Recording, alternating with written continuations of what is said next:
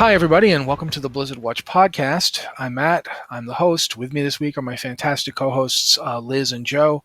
I'm just going to throw this out here up front. Yes, we are going to talk about the thing that happened today. We're going to talk about it near the end of the stories so we can talk about things that are not horrible for a little bit. Just that's as a heads up. That's a warning, just so people know we're going to discuss it. I would have liked to have gotten like 2 weeks in a row of not having to talk about it, but hey, can't have that. So let's get into this. First up, this is something that Liz actually had to remind me of because so much stuff has been going on. It's WoW's 17th anniversary on the 23rd of this month, and currently the event's live. I believe it's Doomwalker this year. I have not actually gotten a chance to do it yet. Yeah. So he's a new guy. Yep. And you go to Daenerys and you kill him and you might get a mount. Isn't the mount like unique now? 100% chance it was hotfixed? Yeah, it's 100% chance, but what I don't know is it 100% chance for everyone or just 100% chance he'll drop it and someone gets it. Okay, that's a good point. I don't know either, obviously. Yeah, I haven't had a chance to go try and kill him, so I do not know.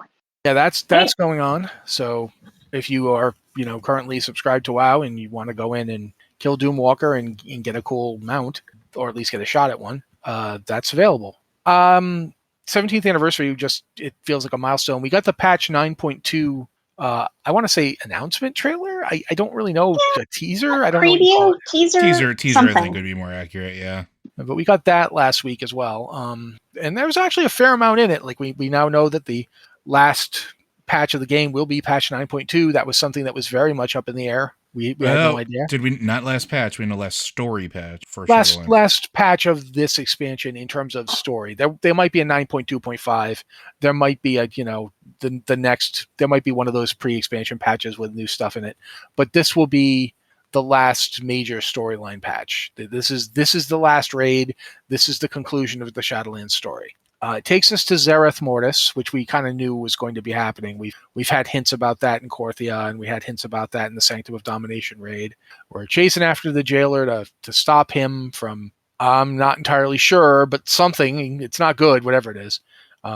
And in the raid that we're going to have at the Sepulchre of the First Ones, we know that Anduin's going to be a boss. He's going to be like the 8th boss. I think he's going to be the end of the first week that the raid is out, which will be like the week after the patch drops. The raid will not be open the first week of the patch. The next week, the normal and heroic will go up to boss 8, I think. Or is it just normal goes up to boss 8, and then the next week heroic and mythic come out? I can't remember which. I know we talked about this. But at any rate, they're not doing the mythic to all the bosses until mythic opens, so that mythic world first raid guilds will not be able to just clear it on normal and get a sense of the mechanics and then go in and do it again on mythic. They're going to have to try and learn it as it goes. That's a thing. There's really a lot to it. I'm going to ask, what do you guys, we'll start with Liz. What's your favorite thing from the 9.2 so far that you've seen? Well, I think this has gotten a lot of criticism, but I like the look of the new zone and the idea behind it, that we're going to this totally new alien place where we don't even speak the language, and we'll have to learn the language and learn, how to even communicate with these strange creatures. I have heard a lot of flack about it, and I think that's because Blizzard designed it as this completely alien place, and there are floating trees, and there's water you can walk on, and I think everyone, myself included, was kind of I think I've done that before, all of that. But I think it looks like an interesting place. I think the art is gorgeous. And I'm very curious where the lore is going. We're kind of in this workshop of the first ones where they, kind of test drove all of their ideas. And I think that's potentially really cool, really interesting. Okay, Joe? Yeah, we talked a lot about it already. I think it's going to be cool. I think it's going to be rather large. And we talked about this on Lore Watch too. It looks like it's not just one zone. It looks like it's a zone with multiple different biomes. It looks like there's a lot of really cool immersion, I guess would be the best way to put it. I really like what they showed us with the little robot friend that you get to go around and learn the language of the first one so that you can talk with the automa. I'm going to get that wrong forever. I'm just going to flat out say that. I apologize for all future podcasts because it's going to be a million different ways I'm saying that. But I think that's a really cool idea. I like the idea that we're trying to win them over to our side so that they know that we're not the enemy. And then we go after the jailer. And I think that's really cool. And I like the idea of just this sort of like primordial engine space where things get, created. So I think it's neat. I think there's some really cool stuff potentially coming here. And I think it shows the commitment that the people making the game themselves have to trying to find new and interesting things for us to do with a game that is aging at this point. Like, I mean, we've spent almost 2 decades playing this game. And so like stuff like this, it some people are saying, oh, it's another Shadowland zone.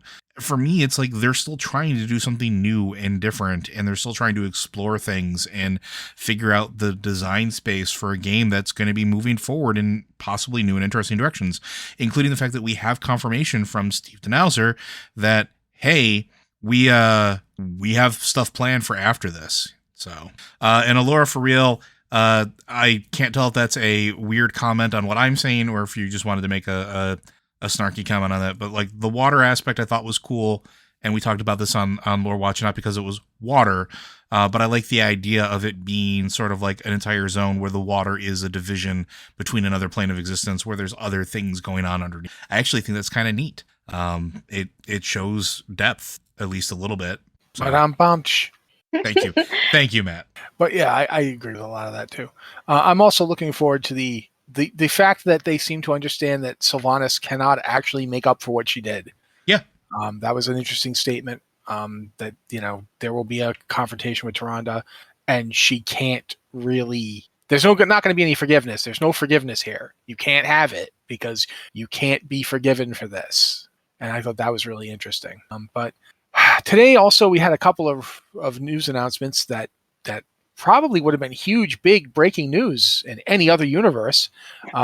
First off is the fact that, as you might notice if you're watching the stream live, the WoW Classic Seasons of Mastery is up today. I'm currently standing there on it on a level 2 Night Elf Warrior. I didn't get much chance to do anything there, but the experience is a little faster. The quests give about 40% more XP. I'm looking forward to seeing how it goes when I get up to a point where I can interact more with it. Like, for instance, leave the tree. Because really, everybody get off the tree. Don't stay on this tree. It's not. I know you think this tree will be around for a while. Trust me, I've seen things. But I'm really excited about the Season of Mastery. I think it's a really cool idea. For people who don't know, basically, it's kind of like Diablo Seasons, in that you start on a server that everything on the server is brand new. It's like this server just started. There's no level 60s on it. There's no gold in the economy yet. There's almost nothing in the auction house. And it's all restarted. And they've deliberately set up the phases for content release so that hopefully they'll all be out by the end of a year. So by November of 2022, we'll be looking at the last content phase for this Seasons of Mastery, the Season of Mastery. And I think that's interesting. I think the faster level is interesting. I think that they've put in a lot of stuff that I'm interested in doing. But we've talked about all that stuff already. So instead, what I'm going to talk about is like, did you guys know that they put the PvP content into phase 1 instead of phase 3 and 4? I didn't know that until I read the article you wrote about it.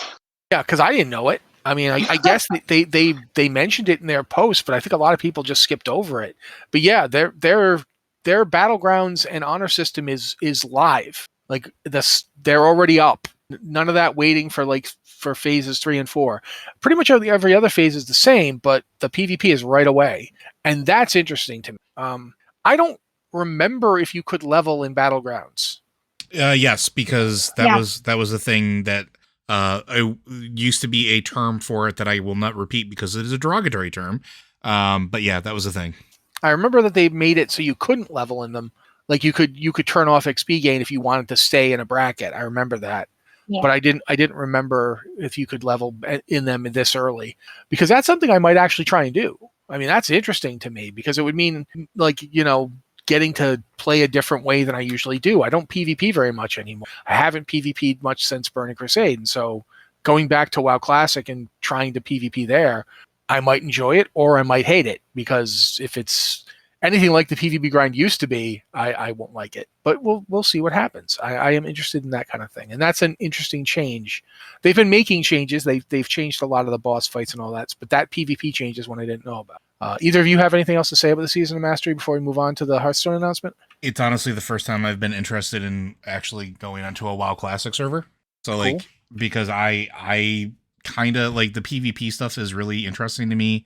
I remember grinding to Grand Marshal. I wouldn't mind maybe doing that again. Liz? I don't think Classic is my thing, but I think this is really interesting. I think it's a really cool way to keep Classic relevant for players who still prefer that version of the game, that style of gameplay, but they've played it all out and they still want things to do. Yeah, I wonder if we'll eventually see, like, another Season of Mastery down the road, if they'll start doing like one a year, if they'll bring the concept to the retail game. I mean, there's a lot of possibilities that I'm interested in. But I do also want to talk about the Fractures of Alterac Valley expansion for Hearthstone, because that was announced today too. I'm really sorry, Hearthstone team. I know you worked really hard on it. I mean, same for you, WoW Classic team. I know you guys were working really hard, and this must be really awful, and I'm really sorry. But yeah, let's talk about Fractures of Alterac Valley. Liz, what the heck is going on in this expansion? Because I do not understand it. Hey, Liz, just tell us all about this thing when you were out all afternoon and haven't even read the article about it yet. I'm going to be asking you questions. Don't worry, I'm not going anywhere. So the thing about Hearthstone is they have really consistent releases. They do 3 expansions a year. They have these seasons. Each year has its own name. I think is now is Year of the Griffin. And I mean, this is just really normal for them to do 3 expansions a year. And I'm honestly a little bored of them, because it's like an expansion and there are new cards, and it's an expansion, there are new cards. Right now they're doing something that I think is kind of interesting, in that this year has like a pretty coherent story. And they've done that before, but they don't do it every time, if that makes sense.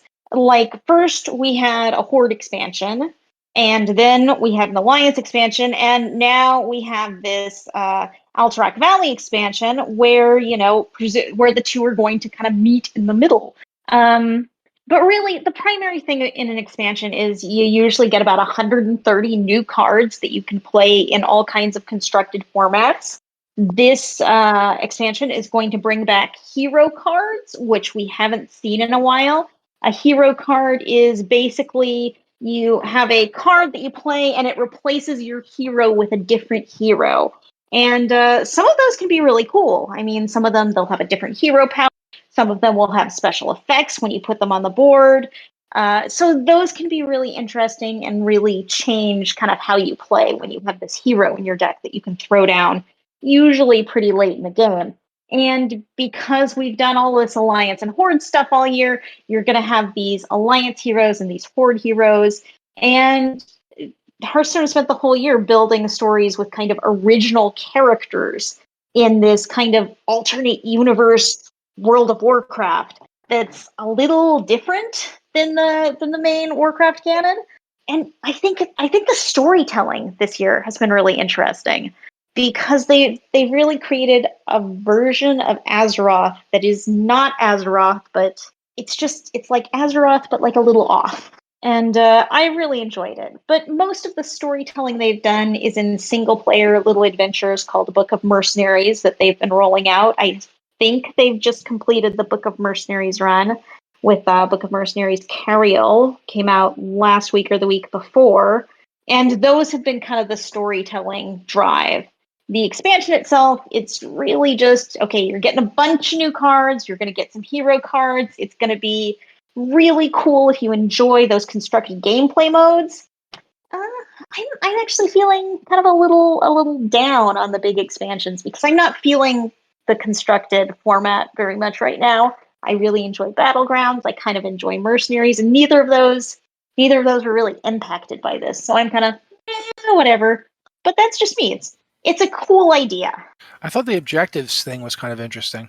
Yeah. Kind of like a spell, but it lasts for like 3 rounds, but it's way stronger than normal stuff. So to kind of balance out the fact that it only like lasts for 3 turns.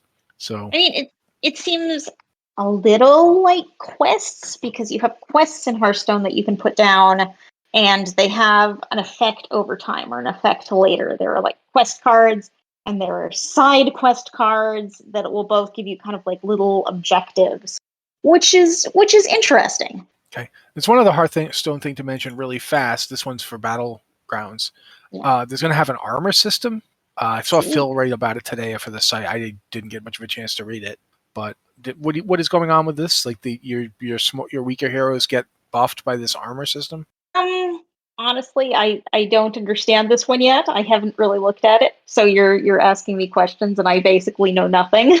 Okay, that's where I am too. So yeah. there's a post on the site. Phil wrote it. If Phil were here, he could probably explain it to us. But in the meantime, I think that's pretty cool that they're trying to make it so that you can buff your characters for Battlegrounds. I mean, the problem with Battlegrounds, if you want to call it a problem, is whenever you go into Battlegrounds, you're given a choice. You don't just pick who you play. You're given a choice of 2 heroes randomly, and you go in, you pick your hero, and then you play. And you just have like 2 of the dozens of heroes available. And sometimes that's not very good. Sometimes you don't get a very good hero. Sometimes you don't get a hero you feel like playing.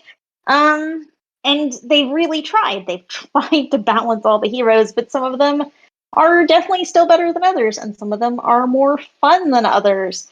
So yes, this seems to be an attempt to kind of balance that out. I don't know if it's going to work. Yeah, okay. I think that we're basically in the same place on that. It's just been one of the things that I wanted to try to watch for because, I don't enough attention to Hearthstone. But we've been trying, so there you go. That happened. And now I've dithered as long as I possibly can. Okay, do either of you want to take this, or do you want me to start and intro it and then you can talk about it? I think we'll go with that one, because why make you guys have to try and sum this mess up? Like I said, today we were getting all sorts of WoW news. We were getting the Seasons of Mastery was going live, and everybody was excited about that. Hearthstone was making their announcement for their Fractured and Alterac Valley expansion, and everyone was excited for that. And then, of course, CEO Bobby Kotick drops a really weird video that he sent out to the employees, and the transcript is up actually on Blizzard's official site, talking about how committed he is to making an inclusive workplace, and how there's going to be stories in the media that will be like biased and not reflect the whole situation. And of course, that was because the Wall Street Journal was about to publish an article that certainly wasn't very favorable as to Bobby Kotick and his role in the past several months at Activision Blizzard. I'm always on the line about how much to talk about it in terms of how to explain. Like, do I introduce the whole thing over again? Do I start with the California Department of Fair Employment Housing? I'm going to just say this. We all remember the Department of Fair Housing and Employment lawsuit. That happened. We all remember that Activision Blizzard is being investigated by the SEC for not telling their investors what was going on with that lawsuit. We all remember that Bobby Kotick acted like he didn't know a heck of a lot about the situation over at Blizzard. The Wall Street Journal article makes that seem very unlikely. Mm-hmm. That is the best way I can think of to put it. Among the things that were revealed in the article, one is that Jen O'Neill left after she decided to quit after a month as co-leader, because she felt like they were tokenizing her and they weren't even paying her as much as her other co-leader. So that's the first thing. That's in this article, that Jen O'Neill was out by the end of a month, that she did not believe that the Activision Blizzard executives wanted to do what was necessary. They weren't committed to making an actionable change. Yes, that is exactly how she put it. That's not even close to one of the other things we found out was that one of the co-heads of Treyarch, the studio that does the Call of Duty games for Activision, Dan Bunting, was apparently accused of sexual harassment and worse by someone, and Activision's HR department investigated this. And Activision's HR department recommended he be fired, and Bobby Kotick decided to stop this. And he overruled them, and Dan Bunting was allowed to stay at Activision, and he got counseling. And this was all swept under the rug, and until just now, we so he got fired this afternoon, by the way. Yeah, we don't even know if he got fired, because they said he left after the Journal contacted him. I'm pretty sure he got. Yeah, probably. But the point is that there's no transparency there. Of course not. Was he, and he wasn't one of the employees who was fired last month when Activision Blizzard was trumpeting that they dismissed up to 20 employees. He was still working there until the Journal contacted him. So that's there.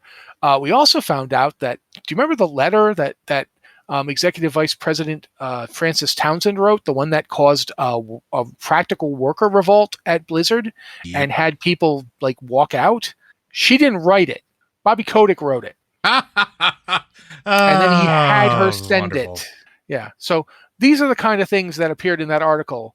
And there's a quote from Bobby Kotick from his response video where he said, "Anyone who doubts my conviction to make this company a better and more diverse and more inclusive workplace doesn't understand how important this is to me." And I'm going to turn this over to Joe and Liz in a second, but I'm going to say that in the post I wrote responding to this, I mean, because it's our job, we have to talk about this. I made the point that people aren't mind readers. We determine people's commitment to things, their conviction on how important those things are, by their actions. And these are not the actions of someone who is committed to any of this. Which one of you wants to go first? I don't know that I have anything to say about this. Ugh. I got something to say. And Joe, go ahead. We get one per episode to maintain our PG-13 rating. Fuck you, Bobby Kotick. Seriously. My entire life, I've grown up and been told that words, not deeds. That my actions are what tell people and show people what I'm actually about. That I could sit there and say all of the pretty words that I want and placate everybody as much as I want, but at the end of the day, if I don't get off of my rear and actually make good on the things that I'm saying, actually take those actions, actually show people what I'm about, then how in the hell are they supposed to know? But hey, maybe I'm just not rich enough to get away with not being able to, put my money where my mouth is.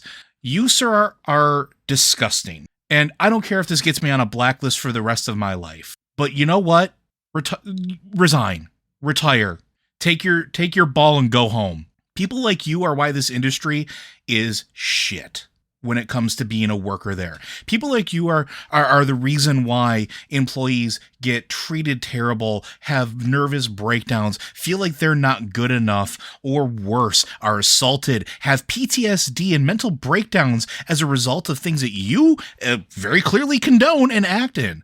I doubt your conviction to anything other than your paycheck. And I hope that the board of directors, which I know probably won't do anything unless the lawsuit comes to mind that you showed a clear and present danger to their bottom line, will do anything about it. I hope they do something about it. You don't deserve to have anybody's respect at this point. You don't deserve to have anybody call you boss. You don't deserve to be in charge of dressing yourself in the damn morning. Because very clearly you probably can't be trusted in that, and who knows who you've assaulted in the time between you woke up and the time you got dressed. Go away. I'm tired. I'm tired of watching good people suffer because of your inactivity, because of your good intentions. The only intention you have is to sweep everything under the rug and make sure that you get paid. And if this blacklists me, so be it. But you know what? That's how I feel. I'm just tired. I am so bloody tired. And maybe it's because of who I am and how I've had to scrap for every tiny bit of what I have. And the fact that I have dealt with people like you in the past, and it makes my skin crawl. Stop ruining things that we enjoy because you are a garbage human being. Do the right thing. Walk away. Be ready to bleep some of that when you actually do the recording. Nope. Okay.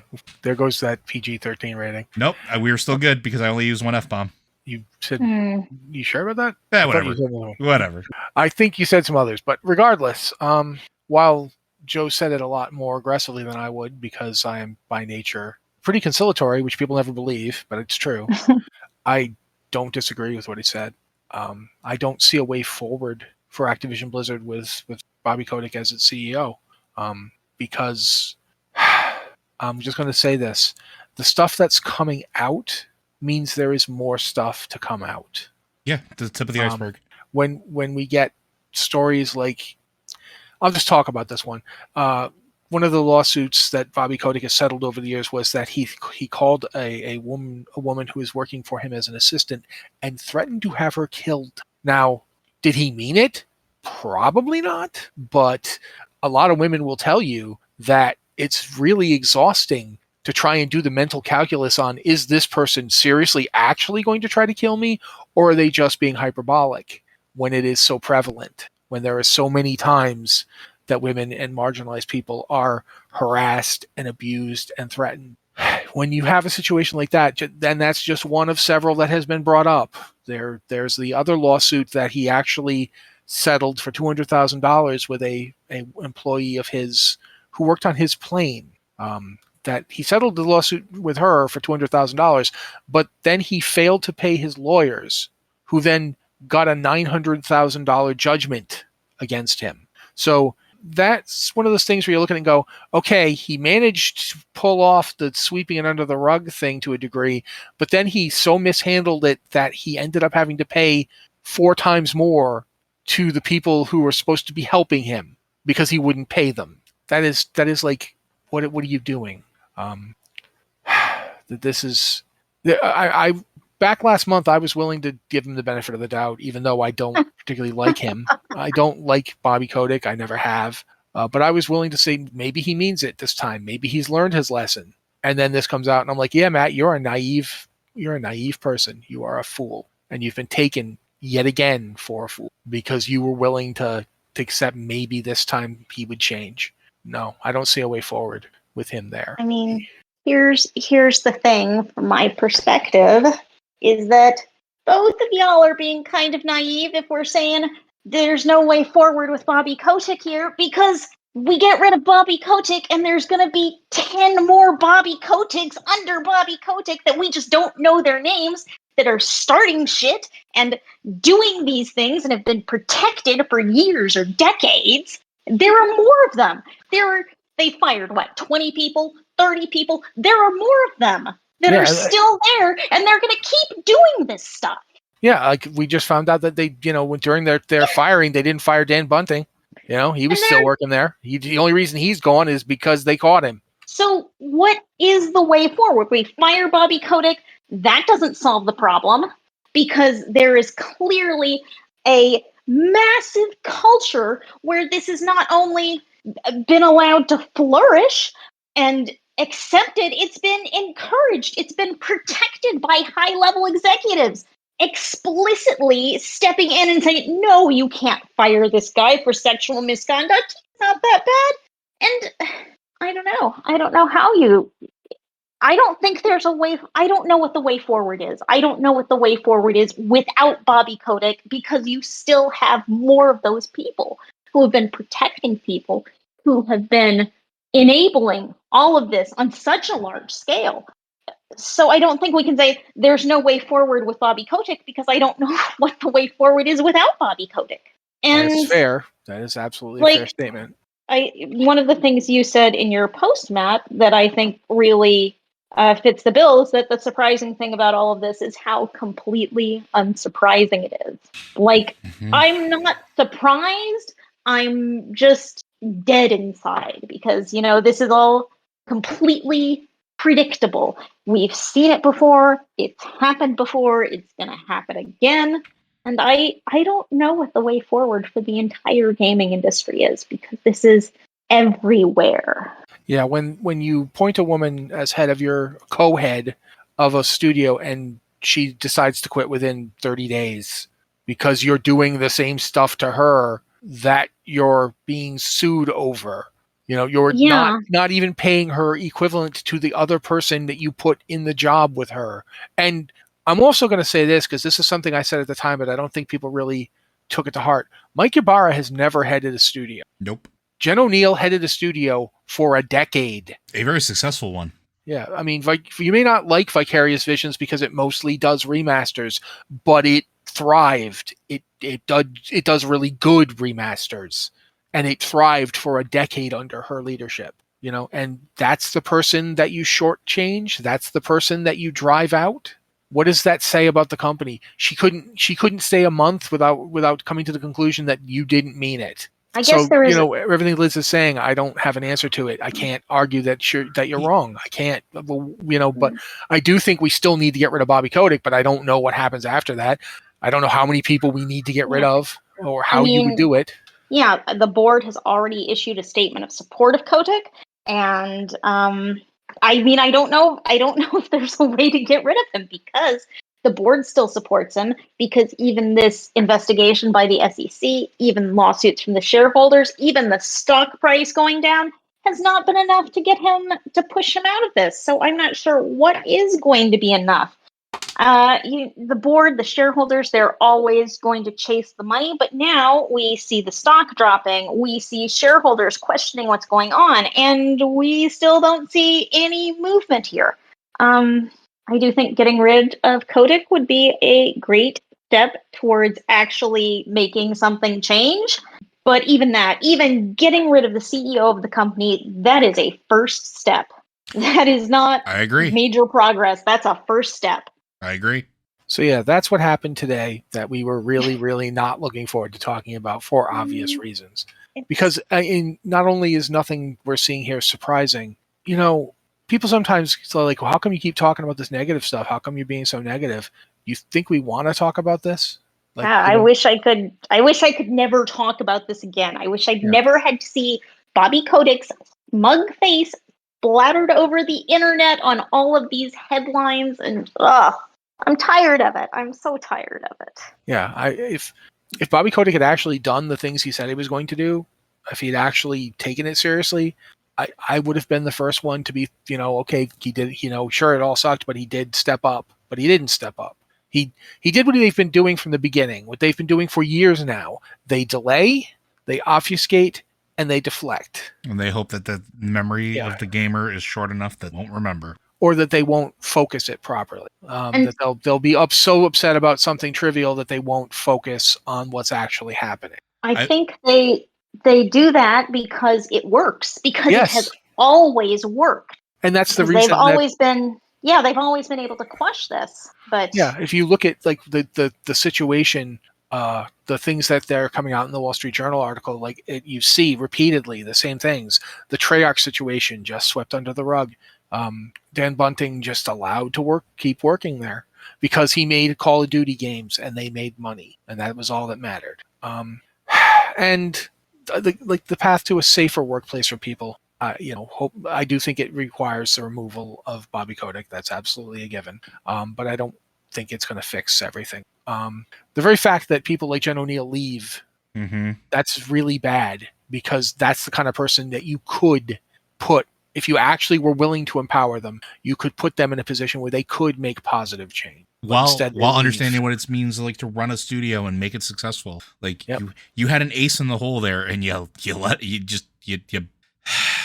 It's the maladroitness of all of this. Yeah. It's the fact that they've never had to be good at it. They've never had to be good leaders because they've always been able to brute force the situation to their desires. And now they're in a situation where it's not as easy to brute force it because the people you're trying to brute force are bigger than you. Like California is big enough to fight Activision Blizzard. The United States Securities and Exchange Commission is very much big enough to fight Activision Blizzard. You cannot just walk in and demand everything go your way. You kind of have to have some finesse. These people are not showing, I am a schmuck who writes about video games. I have never worked in a corporate job in my life bigger than an AOL employee. I am not good at any of this. And I know that you pay your lawyer. You do not short your lawyer. The lawyer knows everything you did. They're your lawyer. You do not short the lawyer. Like, oh my God, that is such a rookie thing to do. That even I, who, as I pointed out, I am a schmuck whose entire experience for corporate worlds is like I worked for AOL as a contract employee for a couple of years, knows that. Like, I think, we've said this word a few times, but I'm still going to bleep it. But I'm like, if you're trying to sweep bleep under the rug, you use a broom. You don't just try to do it with your hands. At least, if you're going to be evil, be functionally competent. And we keep seeing this over and over again. We've seen this over the past 4 years in other contexts. These people are not functionally competent. They've never had to be. They've never had to be competent to make things go their way. So no, they're still. It's unsurprising, but this is how it's always been. And it's not surprising at all. It's not surprising that they're doing a very bad job at covering things up and sweeping things under the rug, because they've never been competent, never had to be competent. Yeah. But at this point, I'm going to say we should probably move on. There's a few minutes left in this podcast, and we might actually get to something where we enjoy talking about, as opposed to this. So yeah, we're going to move on to some emails now and other questions. If you have a question for the show, please remember to, first up, you can email it to podcast@blizzardwatch.com. Subject line with, podcast with Blizzard Watch in it, so we know it's for the show. There's one email here I'm pretty sure I stole from Joe, but I didn't intend to. No. But then I realized afterwards it might have been a Joe thing. Because you didn't put a subject line in. I had no idea what it was for. It's all good. But if you don't want to hit us with emails, you can go to our Discord server. There's the Patron Q and Podcast Questions channel, which we look at first because patrons are what keep the lights on and keep the site going. And we're going to talk more about that in a bit. Or you can go to our Q Questions channel. We do understand that some people just can't be patrons, and we do still want to hear from you and still want to look at your questions. I'm going to ask Joe to read the first one here, if you don't mind, Joe. Not at all. Hi, Watchers. Easy target here. I'm going to throw this one out there, expanding on the whole Maldrax. This is a corpse idea. Maybe all the zones are corpses. Matt hit on that one. Let's take it to the one possible conclusion. Are all the zones corpses of the first ones? And if so, could it be that Zoval is the one that killed them? And that is why he was punished by his siblings. Now for wild speculation. The Maw was the control center for the whole thing. The first ones were dreaming or otherwise using their powers to create the Shadowlands and a link to the material world. And Zoval went all hell 9,000 on them. Elune was working on on the life side, and when it all went down. Thanks for reading. Wish we all had more Bwamsamdi in there, as this is really his jam. What do you think? I mean, we do have some Bwamsamdi. He's in the Ardenweald, the Night Fae stuff. There should have been a whole expansion of Bwamsamdi, and we did not get a whole expansion of Bwamsamdi, for which I am very disappointed. I think Alex Desert is a very good voice actor and an actor for that matter, and I like him quite a lot. So the fact that I despise Bwamsamdi and I'm really glad I didn't have to see any of it hurts me personally. But man, I'm tired of that guy. Didn't like him. That dungeon he shows up in is really aggressively painful for me. That being said, if you like Bwamsamdi, cool. Hopefully you'll get more of him where I can't see it. But regardless, I don't think the timing works for Zoval having killed them. Mm-hmm. It doesn't. I don't think if Zoval killed them, then the everybody would just know where the Sepulchre of the first ones was, and there wouldn't be so much. I mean, it kind of makes sense with the sigils, like the fact that their sigils are required to unlock the Sepulchre and get to it at all. But that implies that Zoval's sigil was one of the sigils needed to get there. And that implies that they were dead before Zoval was the Arbiter. Because otherwise, he wouldn't have had the sigil to get to the Sepulchre because they wouldn't have been dead yet. They would have had to build that after he killed them. So I don't know if the timing works, but I do like the idea that possibly all of these zones are in fact essentially like the corpses of the first ones in some fashion, much like we saw the Titans died when they were fighting with Sargeras, but they left their bodies behind on that planet, basically on that planet where they died. That's interesting to me. The fact that they might have actually left their corporeal remains, and the various Eternal ones may have showed up after and started essentially doing what the first ones themselves did, controlling the area. Like, was it Denathrius says, "I am Revendreth"? Mm-hmm. Yeah. Like, he basically, through him, he can control Revendreth. He shapes it. He directs it. Maybe he's relying on the nature of the place, and that's why it served. It was originally doing that for the first ones, and then when they died, it was left empty. And when the Eternal Ones showed up, it responded to them because they were strong enough to direct it, but perhaps not as strong as the first ones, so it wasn't perfect. I don't know. It is certainly an interesting idea. Zoval is constantly ranting about how the place is like it's their design that he finds faulty. What was it we talked about? The idea was that perhaps this was all on purpose. Like, the first ones weren't killed. They knew that this would happen to them, and they did it to create, the cosmos as we now see it. There's that whole bit about Elune and the Naru in the ordering of Azeroth bit in Chronicle 1. We know that Chronicle is meant to be written from from distinct author perspectives. It's not meant to be taken as absolutely the word of the developer's canon, but it is interesting to think about the idea that when the cosmos was created and ordered, the first one sacrificed something before it. Like perhaps the Shadowlands is the remains. It's literally the corpse of what came before. Of like, imagine if the Big Bang happens, but what's left, there's a little burnt out husk somewhere left behind by the birth of the cosmos. The previous cosmos dies. Like the phoenix dies and rebirths from the ashes and becomes, there's the new phoenix. That's one possibility. It's an interesting thing to think about. I don't know that I have an idea for sure what happened. Yeah, I don't know. Like I've given a lot of speculation and about this over the course of several lore watches, especially the last one. We talked about it a lot this week, especially with all the 9.2 reveals. So it's definitely going to be interesting because we're going to finally find out what happened. Like that's kind of the whole point of 9.2, right? So I think it's going to be cool. I think it's going to be interesting, but I don't know that. I think that it's going to be very clear that Zovaal did not kill the first ones. I think that the sin was literally trying to take over for the first ones, because that's what he's doing, right? He's trying to get to the forts. He's trying to rewrite all of reality, and then try to make everything serve him, which is a weird statement, but at the end of the day, he's literally trying to become on par with the first one. So I think that is the greatest sin, is they were designed to do something specific. He wants to do something other than that. And yeah, no good. All right. That's all I got on that one. Liz, you want to add anything? Lore is not really my thing.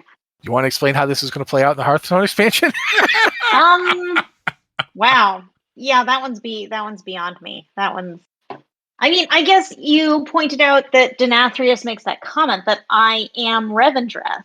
And what's her name? Chrysanthia, the head of Bastion, the head of the Kyrians. Oh, the Archon? Chirestria. Yeah, yes. Chirestria. I mean, there was a comment that she makes, like it was a bug. There was a bug where you could kill her in the dungeon. Yeah. And she made this comment that as I die, Bastion dies with me. They're all tied to these zones in some way. Yeah, Ardenwell, you get the very clear distinction of that from the Winter Queen as you're doing it. She says the exact same. So yeah, it is. There's a feasibility to it, but I don't know exactly what the truth of it is. Mm-hmm. Right, Liz, do you mind reading the next one then? Okay, dear watchers. Seeing as these days more and more games are getting VR ports, I was wondering what you think of Blizzard adding a VR port to WoW and how you think the best way to implement it would be. Cheers, Ryan. I'm one of those people who's not super into VR, but I'm pretty happy to play WoW at my computer, and I'm not sure. It would be interesting to, put on your VR headset and all of a sudden you're actually in the middle of Darkshire being chased by Stitches. And I mean, that could be really cool. But then WoW's art style has always been kind of cartoony. And I don't know, it's pleasant to see on a monitor, but I wonder how, if it would ever actually feel very immersive, because it does have that sort of exaggerated cartooniness to it. I think it'd be okay if they did something like, what is it, Soarin', California, or the thing that Disney, where you literally get into almost a 4D setup with the chair lift that goes up and does the whole yeah. So if they designed, and I think that would be more the strength of WoW, is not necessarily a game that you play, but an experience you go through. And I think a lot of people forget that is a good aspect of VR. VR, augmented virtual reality as well.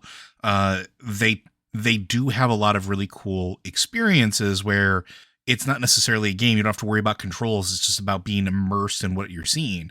And I think a tour of Azeroth or a tour of Draenor, both versions, things like that could be really, really cool. And then you don't have to worry about things like the controls or playing the entire game or doing a raid in VR.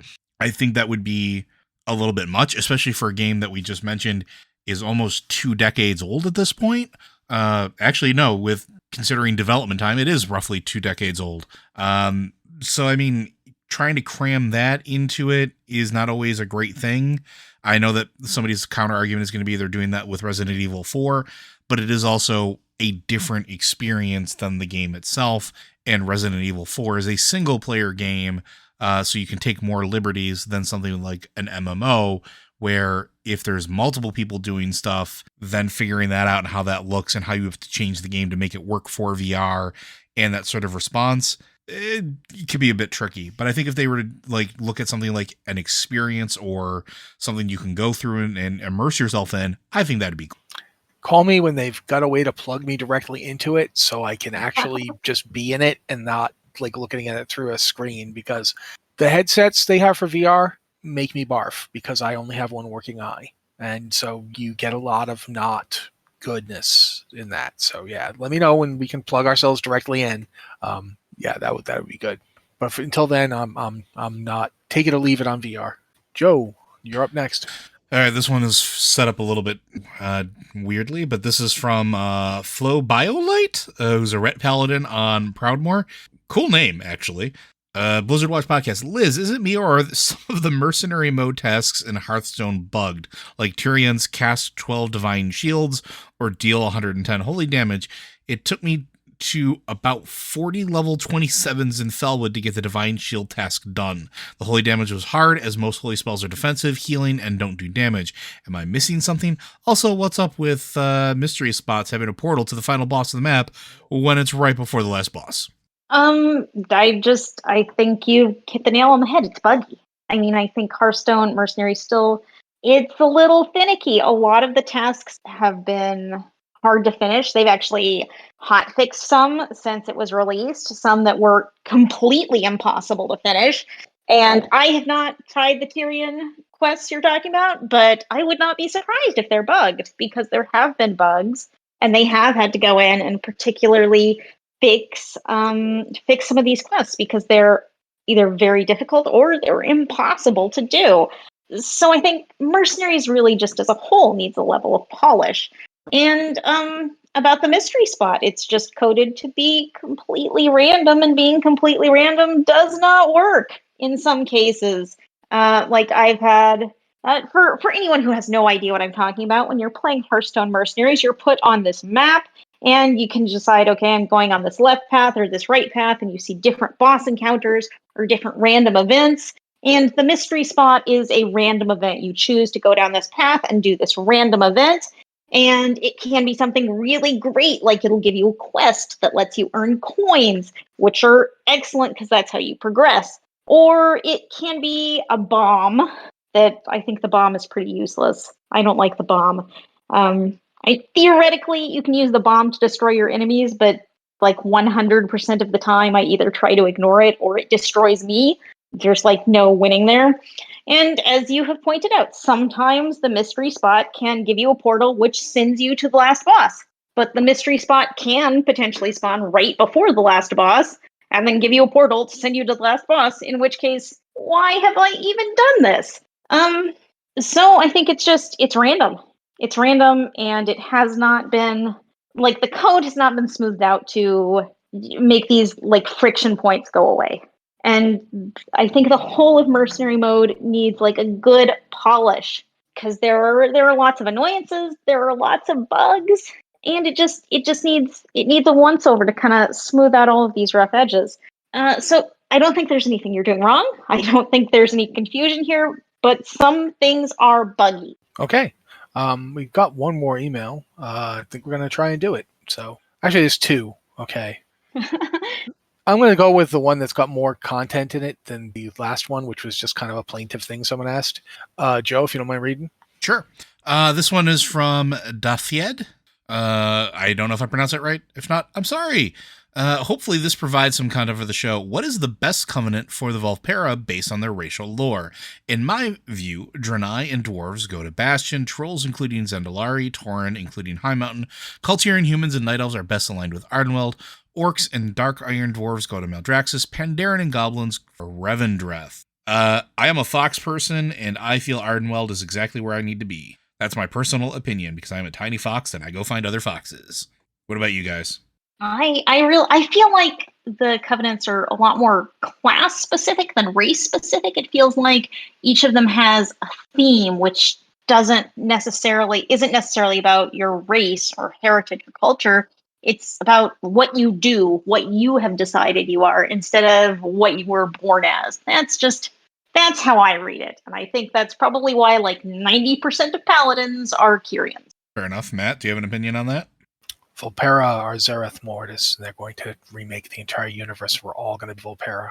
They can't be trusted.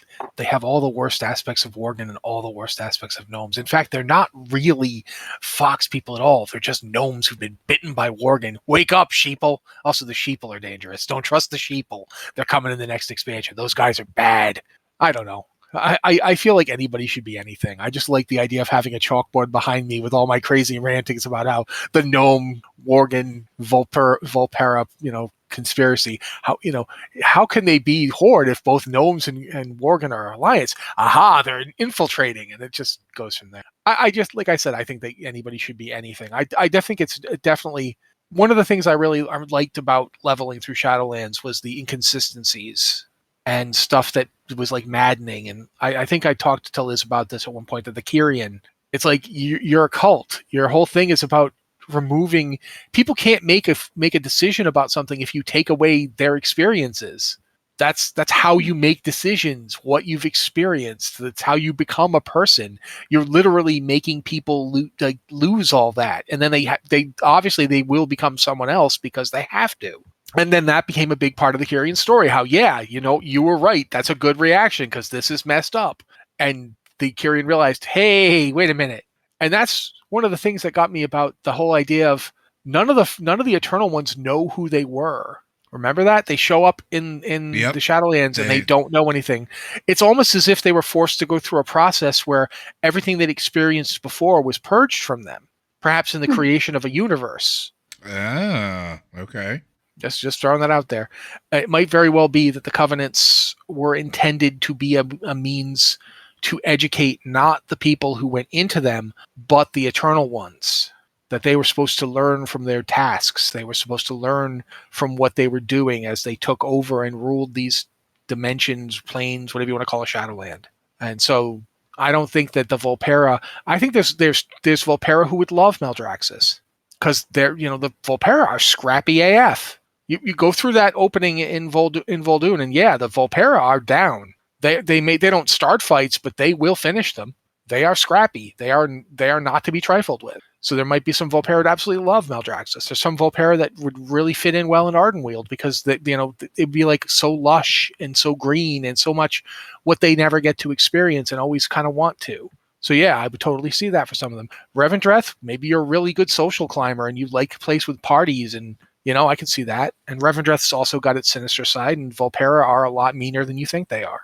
But there's no Volpera in Bastion. No, I'm kidding. They could be. I'm just being a jerk. But that's my take. All right. I think we're at time, unless there's anything else anybody wants to add. Yeah, I think we're at time. I don't think we have time to really go into why no StarCraft Blizzard more or what have you. Why don't you do the your spiel and then I'll do the outro. Absolutely. Blizzard Watch is made possible due to the generous contributions at patreon.com/BlizzardWatch. Your continued support means this podcast site and community is able to thrive and grow. Blizzard Watch supporters enjoy exclusive benefits like early access to the podcast, better chance at having your question answered on our podcast or the queue, and an ads-free site experience. And also, we want to point out that there's going to be a pledge drive coming fairly soon, right, Liz? We're going to do it right after Thanksgiving. So the Monday after Thanksgiving, we're going to start doing kind of a little Patreon pledge drive. One of the things I wanted to mention is that in the past, people have signed up for our Patreon and they've hit a certain tier, and myself or someone else wrote a little character backstory for you. That is something that we could do, and it doesn't necessarily have to be for World of Warcraft. Your D&D character. Whatever you're looking for. I am totally down for writing a character backstory for you, and Joe's expressed interest, and I know there are other people in the past who want to do it. So, that's a service we could provide. Another possibility could be, there's other stuff we could talk about. But keep in mind that Patreon's the means by which we bring you this show and all the other stuff we do. it'd be really great if you could support us. It would make all the new content we're trying to do a lot easier to. And I just wanted to make sure to mention that before we left. Well, this has been the Blizzard Watch podcast. I want to reiterate that we here at Blizzard Watch stand with the employees of Activision Blizzard in their drive to try and make it better, a more inclusive company.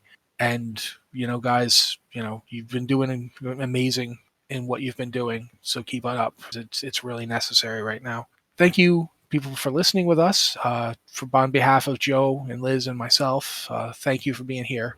And we'll see you next week.